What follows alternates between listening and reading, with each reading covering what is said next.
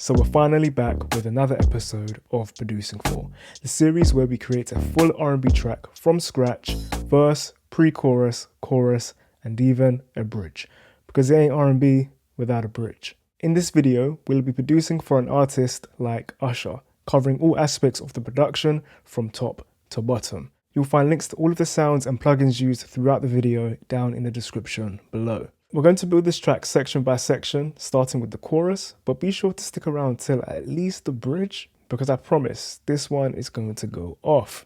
Alright, let's start with the drums and set the vibe.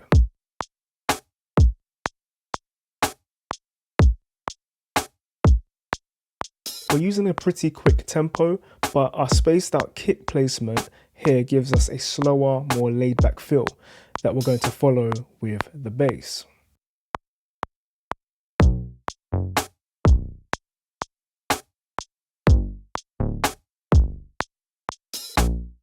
So we've just informed our chord progression with the notes of this bass line, but we'll come onto that a bit later.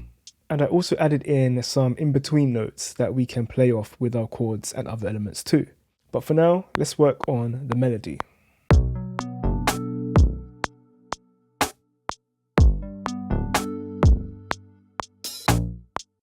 So this is a very simple melody built off of a broken chord, one that repeats. We could call this a riff or a motif. So I want to add a counter melody to make this a little bit more interesting. And we'll be breaking down how to write counter melodies, looking at my decisions here in depth in a dedicated video next. Be sure to subscribe and ding the notification bell to be notified when that drops. For now, let's put up an acoustic guitar, or at least an emulation of one.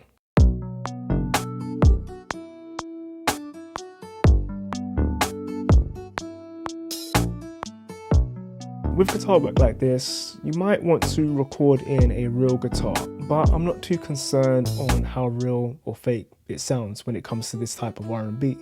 A lot of R&B tracks in the 90s and early 2000s used VST guitar sounds. Some of them were really bad, but they all have their charms, and you can hear from this library that they've come a long way. Let's add our chords. So you may have picked up from what we did with the bass that we're using a 6/4 chord progression here. An R&B progression that is super popular and already used in a classic Usher track.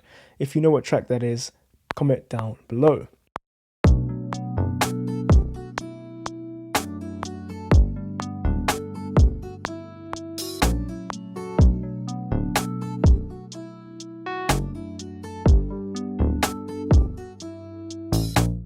We'll break this chord progression down in a separate video, but remember you can grab my R&B and soul chord progressions with PDF chord charts, MIDI, Apple loops, and video lessons linked down below. For now, let's accent those chords with a stringy pad.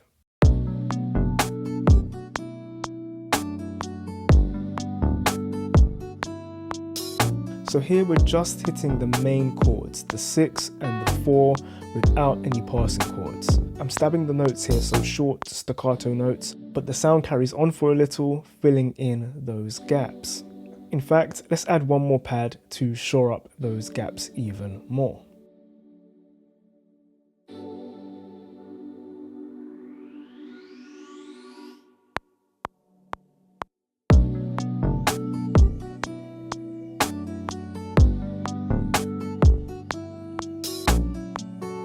I chose to hold down the 6 chord here because the minor chord that is the 6 chord will always go with the 4 chord, which is going to be a major chord. And then I cycled through my favorite pads to find something that worked. This sound also gives a nice bit of subtle movement. For the verse, let's duplicate what we've built.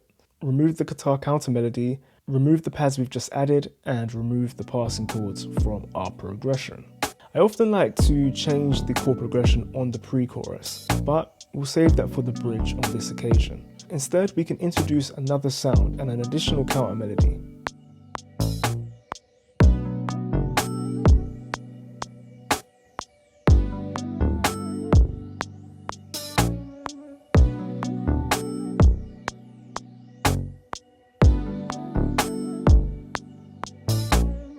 Up until now, we hadn't had anything else really working with the bass line on those passing notes outside of the chorus. I think this was the perfect opportunity to do so, and adding that bit of modulation to the note really makes it stand out.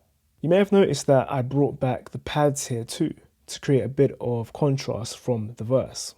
Alright, that's the verse, pre-chorus and chorus done.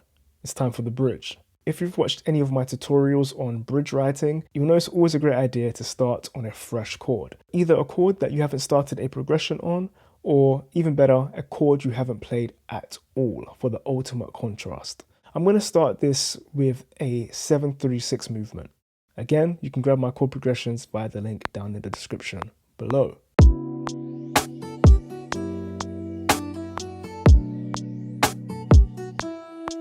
Then to the 2, 7, 3, sharp 5 to get us back to the chorus.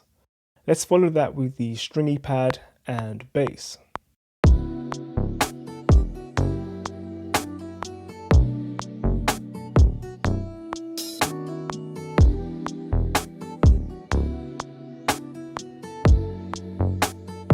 Finally, let's bring back that lead.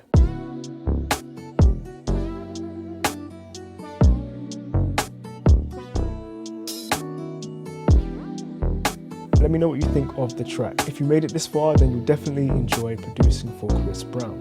Watch it here and subscribe to be notified when the new tutorials drop. I've been Stefan, and as always, happy beats.